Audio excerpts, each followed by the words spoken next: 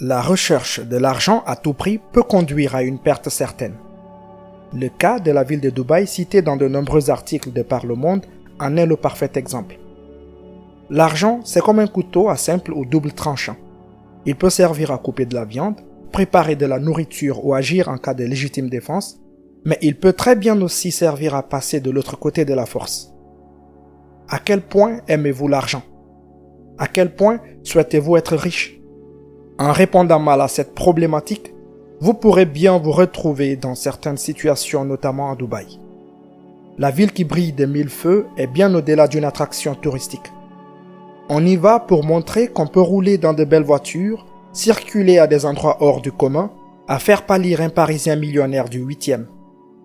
Dubaï fait rêver la jeunesse. De New York à Paris ou même à Abidjan, Johannesburg et Lagos, on est quasiment censé y aller quand on a réussi sa vie. Les influenceuses à forte communauté en ont fait un sanctuaire. On peut les voir sillonner les quartiers chics, des voitures hors normes. Le scandale de Dubaï Porta-Potty. Sur la toile, des témoignages et des vidéos complètement ahurissants ont surgi. Des influenceuses qui acceptent des pratiques sexuelles inimaginables pour de l'argent. Ces pratiques que l'on pensait sporadiques sont en fait une mode dans la ville censée avoir des règles religieuses strictes. Comme quoi, au royaume de la luxure, il n'y a pas de place pour la religion, y compris chez les plus stricts. Dubaï Porta-Potty, un terme qui désigne des toilettes publiques portables, désigne un ensemble de pratiques que les influenceuses et d'autres jeunes femmes font en échange d'argent ou de cadeaux. C'est assez dégueulasse, mais ces femmes laissent des hommes visiblement très dérangés faire leurs besoins, pipi, caca, etc. sur leur face en échange de sacs, chaussures et d'autres objets de valeur. Les affaires ont fait le buzz sur TikTok et Twitter au cours de la semaine dernière et ont horrifié les utilisateurs des médias sociaux. Plusieurs youtubeurs ont partagé des vidéos que nous avons choisi de ne pas relayer ici. Certaines parmi elles s'adonnent même à la zoophilie, c'est-à-dire coucher avec des animaux. À la fin de leur mission ignoble, ces femmes sont récompensées par une somme allant de 15 000 $ à 20 000 $ selon certains témoignages. Un témoignage relayé par le blogueur Wassim TV sur les comptes Instagram de ces influenceurs et influenceuses qui vont à Dubaï. Vous pouvez voir de belles photos en jet privé, de belles photos dans le désert, de belles photos dans de magnifiques suites. Mais tout cela a un prix. Il y a plusieurs mois que la vérité est en train d'éclater et cette semaine, une vidéo a buzzé qui confirme tout ce qu'on savait et tout ce qu'on soupçonnait. Pas mal d'influenceuses que vous voyez sur les réseaux sociaux sont en effet des escortes. Elles sont payées pour passer du temps avec des milliardaires à Dubaï. Mais si elles veulent plus d'argent, elles doivent faire pas mal de choses. Être la génération la plus connectée de l'histoire de l'humanité a ses avantages, mais cela vient aussi avec de vrais problèmes invisibles. Et nous avons grandi en aspirant à être comme nos idoles et c'est dangereux. Je veux dire, aspirer à réaliser de grandes choses est bien, mais aspirer à être comme nos idoles est dangereux. Les médias sociaux ont rendu glamour la vie de quelques-uns et nous voyons leurs belles voitures, leurs vacances et leur merveilleux style de vie et nous voulons aussi être comme eux. Mais nous ne voyons pas les années et les années d'efforts, de douleur, de sacrifices, le talent naturel qu'ils avaient, cette passion innée pour leur métier.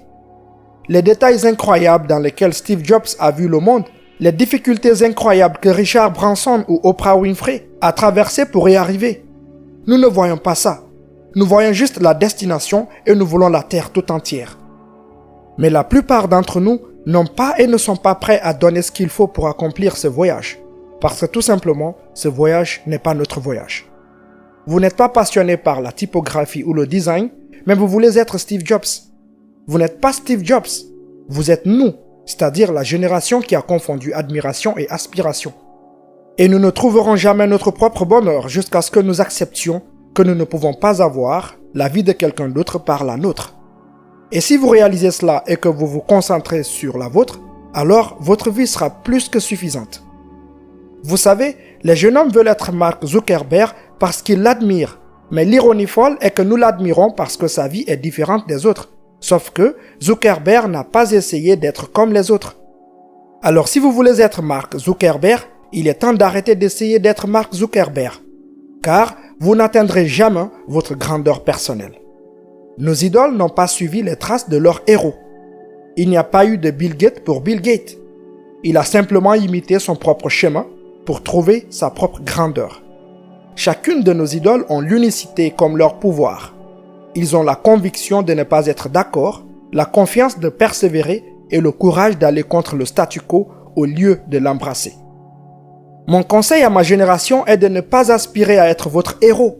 Arrêtez d'essayer d'imiter ce que vous les voyez faire. Efforcez-vous d'être vous-même. Les visionnaires ne doivent pas être imités, ils doivent être admirés. Essayer d'être quelqu'un d'autre est un moyen rapide de s'adonner à des pratiques malsaines et par conséquent à rater complètement sa vie.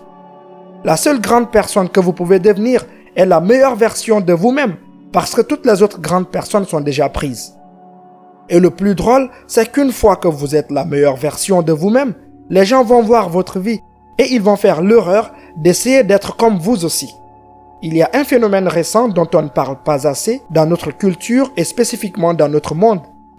Nous exposons nos vies sur Instagram en ce moment. Tout le monde vit sa fausse vie en mettant des photos comme des bébés girafes ou des nanas sexy, des liasses de billets de banque. C'est un style de vie qui n'est pas réaliste. Je veux avoir cette conversation parce qu'il y a un niveau d'ambiance ici. Et ce que nous devons faire, c'est de trouver ce que nous faisons le mieux et y aller à fond. Définir son objectif, c'est définir la vie que l'on veut construire et avoir un vrai modèle pour ce que vous faites. Pour moi, j'ai essayé d'être très clair sur ce que j'essaie d'accomplir. Si vous faites cette chose parce que ça signifie quelque chose pour vous et que vous savez exactement à quoi ressemble le succès pour vous, c'est bien, parce que vous n'êtes pas distrait par le fait qu'un tel ou un tel poste des photos d'eux entourés de billets de banque sur Instagram ou sur un yacht à Ibiza ou quoi que ce soit d'autre. Vous devez vous assurer que vous ne vous comparez pas aux autres. Vous devez vous comparer au progrès que vous avez fait. Parce que certaines personnes sont des monstres. Vous savez ce que je veux dire? Certaines personnes sont bien meilleures que vous. Elles seront toujours meilleures que vous et elles n'auront pas à travailler aussi dur que vous. Donc si vous vous comparez à elles ou si vous les imitez, ce n'est pas la bonne approche. Tout le monde a ses démons. Peu importe s'il s'agit de la personne la plus riche, la plus prospère, la plus douée. Il y a toujours un combat à mener. C'est dur. Les gens qui ont l'impression d'avoir tout compris sont probablement en train de se battre le plus profondément. Vous connaissez l'homme, mais vous ne connaissez pas son combat. Parce que vous ne savez pas ce que chaque personne combat à l'intérieur d'elle. Vous ne savez pas si cette belle célébrité lutte contre un trouble de l'alimentation. Vous ne savez pas si ce type qui semble avoir une famille heureuse est malheureux et trompe sa femme. Vous ne savez pas si cette personne qui a vendu des millions d'albums se sent comme un raté. Vous ne savez pas ce que ça coûte, tout simplement. Le monde n'est pas seulement indifférent à nos buts personnels. Nous ne sommes qu'une petite partie d'un univers complexe et le résultat est que les choses n'iront pas toujours comme nous le voudrions. On croit généralement que plus de richesse mène à plus de bonheur. Pour la plupart d'entre nous, l'argent est une quête constante. Nous en sommes venus à croire qu'une fois que nous sommes suffisamment riches, nous pouvons faire tout ce que nous voulons et mener une vie heureuse. Mais nous devons aussi nous demander si c'est vraiment l'argent ou le bonheur que nous désirons. Si plus d'argent apporte plus de bonheur, les milliardaires seraient les personnes les plus heureuses de la planète. Si vous lisez des articles sur leur vie, vous découvrirez que la plupart d'entre eux sont issus de milieux modestes et ont travaillé dur pour atteindre le succès. Mais au fil du temps, beaucoup d'entre eux ont eu le sentiment d'avoir travaillé dur pour obtenir des choses dont ils n'avaient pas besoin ou qu'ils avaient souhaité. Beaucoup d'entre nous font la même chose sans se rendre compte que la richesse seule ne peut pas nous rendre heureux. La seule recherche de l'argent ne mène jamais au bonheur ou à la satisfaction et elle peut tuer le but de la vie. L'obsession de l'argent peut altérer votre façon de penser et même tuer votre moralité. Pour ne rien rater de nos prochains épisodes, n'oubliez pas de vous abonner à la chaîne et d'activer la cloche de notification. Si vous avez aimé cette vidéo, n'hésitez pas à la commenter, la liker et à la partager avec vos proches.